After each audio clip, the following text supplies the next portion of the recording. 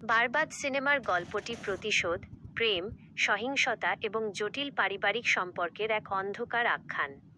গল্পের শুরুতেই আমরা একটি স্কুল ক্লাসরুমে এক কিশোর আরিয়ান মির্জাকে দেখি, যে একটি মেয়েকে চুমু খাওয়ার জন্য শিক্ষকের শাস্তির শিকার হয় এবং রাগের বশে শিক্ষককে হত্যা করে। তার বাবা ঘটনাটি ধামাচাপা দিতে গিয়ে শিক্ষকের স্ত্রীকেও হত্যা করে। এই ঘটনা আরিয়ানের মনে গভীর দাগ কাটে এবং তাকে আরও হিংস্র করে তোলে। কয়েক বছর পর আরিয়ানকে একজন হতাশাগ্রস্ত যুবক হিসেবে দেখা যায়, যে মনে করে তার কোনো ভবিষ্যৎ নেই। এরপর সে তার প্রেমিকা নিতুকে একটি বিয়েতে খুন করে। এই হত্যার পেছনের কারণ অনুসন্ধানের মাধ্যমেই সিনেমার মূল গল্প উন্মোচিত হতে শুরু করে। ফ্ল্যাশব্যাকে দেখা যায় আরিয়ান মাদকাসক্ত এবং পার্টি ও মেয়েদের সঙ্গ উপভোগ করে। একটি পার্টিতে নিতুর সাথে তার পরিচয় হয়। নিতু একটি দাতব্য সংস্থার জন্য আরিয়ানের কাছে সাহায্য চায় এবং আরিয়ান তাকে এক সুটকেস ভর্তি টাকা দেয়। এক পর্যায়ে আরিয়ান নিতুর পানীয়তে কিছু মিশিয়ে তাকে অজ্ঞান করে ফেলে।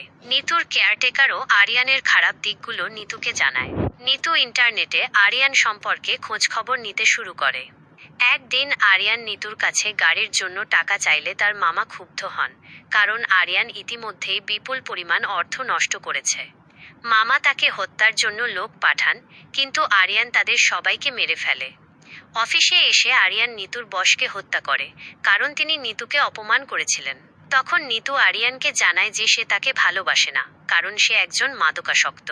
আরিয়ান মাদক ত্যাগ করার প্রতিশ্রুতি দেয় এবং রিহ্যাবে ভর্তি হয়।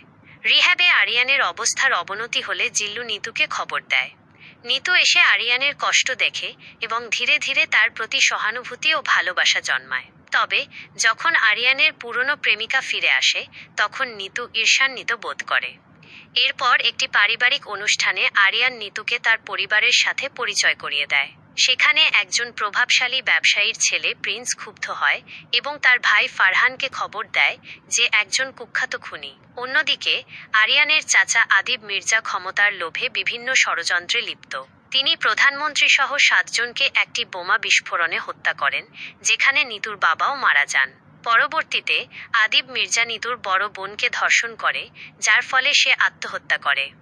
এই প্রেক্ষাপটে নিতু আরিয়ানকে জানায় যে সে আসলে তাকে ভালোবাসে না, বরং তার পরিবারের ধ্বংসের প্রতিশোধ নিতে চায়। আরিয়ান তার বাবাকে নিয়ে নিতুর কাছে ক্ষমা চায়। এরপর আরিয়ান একে একে আদিব মির্জা এবং তার সহযোগীদের হত্যা করতে শুরু করে। এমনকি প্রিন্সের বাবাকেও সে শেষ করে দেয়। এরপর নিতু আবারও আরিয়ানকে অপমান করে।